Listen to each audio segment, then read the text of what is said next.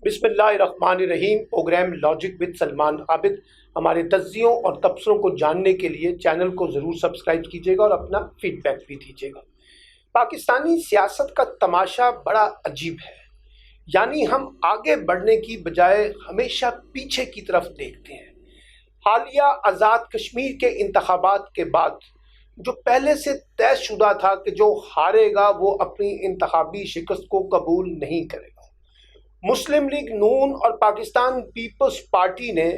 سنگین الزامات عائد کیے ہیں آزاد کشمیر کے حالیہ انتخابات پر، اور ان کے بقول ان انتخابات میں ریاستی مشینری، حکومتی مشینری کی مدد سے ایک منظم آرگنائز قسم کی دھاندلی کی گئی ہے۔ اور مسلم لیگ نون تو خاصا سیخپا ہے۔ ان کا خیال یہ ہے کہ ان کو پہلے کی پوزیشن سے تیسری پوزیشن پہ لا کر کھڑا کر دیا گیا ہے، اور وہ پیپلز پارٹی کی 11 نشستوں پر جیت کو بھی شکوک و شبہات سے دیکھ رہی ہے۔ ان کو لگتا ہے کہ عمران خان اور پیپلز پارٹی جو اس وقت اسٹیبلشمنٹ کے بہت پیارے ہیں، ان کو نوازا گیا ہے اور مسلم لیگ نون کو دیوار سے لگایا گیا ہے۔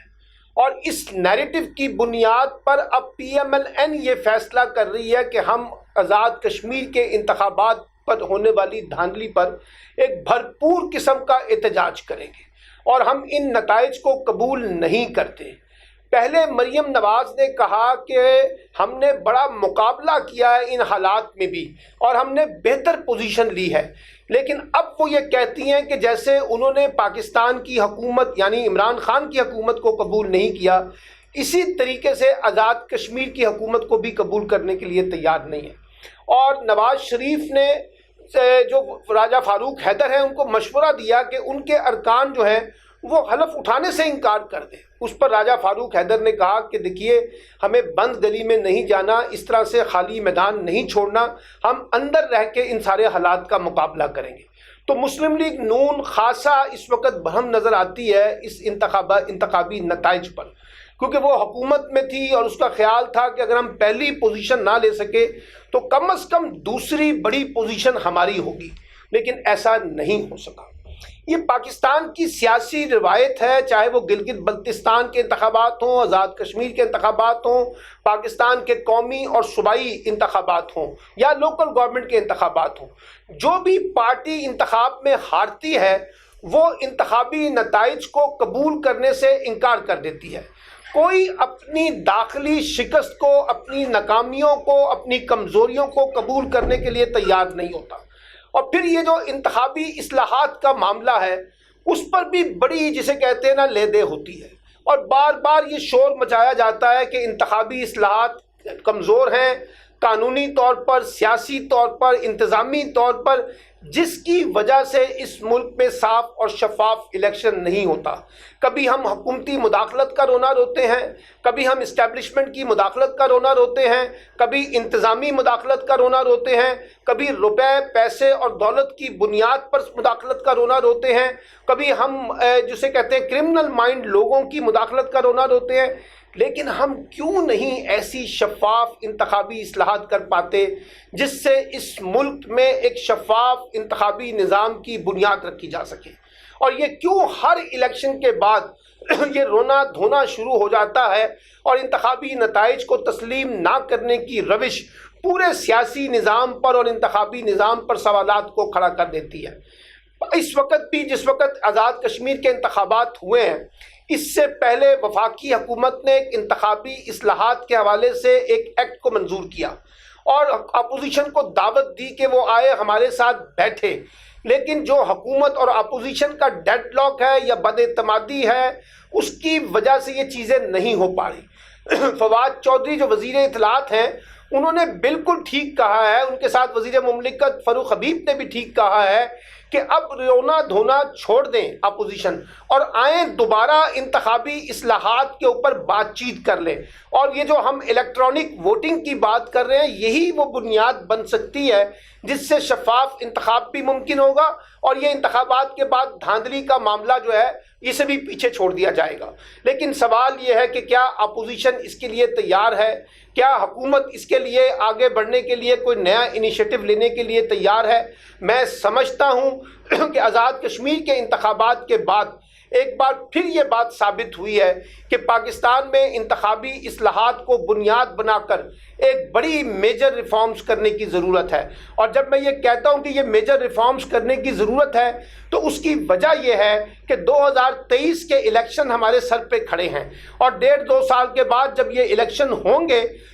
تو پھر ہمیں یہ دوبارہ تانا نہ سننا پڑے کہ انتخابات دھاندلی کے شکار ہو گئے ہیں اور ہارنے والا انتخابی نتائج کو قبول نہ کرے۔ کیوں نہیں ہم ایک ایسی روایت کو جنم دیتے؟ کیوں نہیں ہم ایسی انتخابی اصلاحات کو ممکن بناتے؟ کیوں نہیں ہم سیاسی طور پر ایک ایسا اتفاق رائے پیدا نہیں کرتے جس کی بنیاد پر 2023 کے الیکشن کے بعد ہم یہ کہہ سکیں کہ دیکھیے ہم واقعی ہارے ہیں کیونکہ ہماری پرفارمنس، ہماری کارکردگی یا ہماری کمزوریاں اس شکست کی وجہ بنی ہیں، نہ کہ ہم اسٹیبلشمنٹ پر یا کسی اور پہ الزام لگا دیں۔ پھر دوسرا بڑا مسئلہ اس میں اسٹیبلشمنٹ کی مداخلت کا ہے۔ دیکھیے اسٹیبلشمنٹ کی مداخلت کو روکنے کے لیے بھی آپ کو نہ صرف سیاسی طور پر اتفاق رائے پیدا کرنا ہوگا بلکہ انتخابی اصلاحات کو بنیاد بنا کے جو بھی ہماری انتخابی نظام کے اندر گرے ایریا ہیں ان کے آگے لاک لگانا ہوگا اور ان کو بند کرنا ہوگا، اس کے آگے بند باندھنا ہوگا تاکہ ان کو بنیاد بنا کر ہم اسٹیبلشمنٹ کا یا کسی اور کی مداخلت کا راستہ روک سکیں۔ اور ساتھ ساتھ سیاسی جماعتوں کو اپنے داخلی نظام کے اندر بھی بہت سی اصلاحات کرنی ہوں گی۔ یہ نہیں کہ اگر نتائج میرے حق میں آ جائیں تو مجھے وہ سارا انتخابی نظام بہت اچھا لگتا ہے، اور اگر انتخابی نتائج ہمارے حق میں نہ ہو تو پھر ہمیں پورا کا پورا انتخابی نتائج جو ہے اس کو ہم مشکوک بنا دیتے ہیں۔ اور مسلم لیگ نون جو یہ شور مچا رہی ہے آزاد کشمیر کے انتخاب میں، اس کو یہ بھی ماننا پڑے گا کہ اس کے بہت سے حلقوں میں پوزیشن دوسری نہیں آئی، یعنی وہ تیسری پوزیشن پہ کھڑی ہے۔ اب وہ یہ کہنا چاہتے ہیں کہ پہلی پوزیشن کے لیے بھی دھاندلی کی گئی ہے اور دوسری پوزیشن کے لیے بھی دھاندلی کی گئی ہے اور ہمیں تیسری پوزیشن پہ لا کے کھڑا کیا ہے۔ وہ یہ ماننے کے لیے تیار ہی نہیں ہے کہ ان کے امیدوار کمزور ثابت ہوئے ہیں، یا جو جوڑ توڑ اس انتخابات سے پہلے ہوا وہ ان کے مفاد میں یا ان کے حق میں نہیں تھا۔ تو اس لیے میں یہ سمجھتا ہوں ہماری سول سوسائٹی کو بھی، ہمارے میڈیا کو بھی، ہمارے علمی اور فکری اداروں کو بھی اس بات پہ زور دینا چاہیے کہ حکومت اور اپوزیشن مل کر انتخابی اصلاحات سے جڑے نظام کو اثر نو تشکیل دے۔ اور یہ بہت اچھی بات فواد چودھری صاحب نے بھی کی ہے، فاروق حبیب نے بھی کی ہے، پرائم منسٹر نے بھی کی ہے کہ جو ڈیڈ لاک پیدا ہو گیا تھا اور حکومت اور اپوزیشن کے درمیان، ہم اسے توڑنے کے لیے تیار ہیں، اور بہت سی جو امینڈمنٹ کی گئی تھیں اس کو بھی وڈرا کرنے کے لیے تیار ہیں، لیکن ہمارے ساتھ بیٹھیے۔ اس میں چاہے اوورسیز پاکستانیوں کو ووٹ دینے کا حق ہے، الیکٹرانک ووٹنگ کا حق ہے، اسٹیبلشمنٹ کی مداخلت کے معاملات ہیں، انتخابی فہرستوں کے معاملات ہیں، اس میں دولت اور پیسے کا بے دریغ استعمال ہے، اس میں انتظامی مداخلت کا کام ہے، اس میں الیکشن کمیشن کی کیپیسٹی کے سوالات ہیں۔ اور ابھی بھی دیکھیے کہ سندھ اور خیبر پختونخوا کی جو نشستیں خالی ہوئی ہیں الیکشن کمیشن کے کانٹیکس میں، اس میں حکومت اور اپوزیشن کا اتفاق رائے درکار ہے تاکہ وہ نشستیں جو ہیں وہ پور ہو سکیں۔ تو میں یہ سمجھتا ہوں بنیادی طور پہ ایک اچھی اپرچونٹی ملی ہے۔ دیکھیے crisis always give a opportunity, اور اس اپرچونٹی کو بنیاد بنا کے اگر آج حکومت اور اپوزیشن انتخابی اصلاحات کو فوکس کر لیں، اس کو اپنی مین پرائورٹی بنا لیں، کیونکہ ابھی ٹائم ہے۔ کچھ عرصے کے بعد یہ ٹائم نہیں رہے گا جب ہم 2023 کے الیکشن میں جا رہے ہوں گے، اور پھر یہ رونا دھونا سیاسی ماتم ہارنے والے اور جیتنے والے کے درمیان رہے گا کہ الیکشن شفاف تھے یا الیکشن شفاف نہیں ہے۔ تو اب جب ایک رائٹ ٹائم ملا ہے تو اس کو باہمی مشاورت کے ساتھ، اور میں فواد چودھری صاحب سے بھی کہتا ہوں کہ اس کے لیے ونڈو اوپن کریں، سول سوسائٹی کے لیے،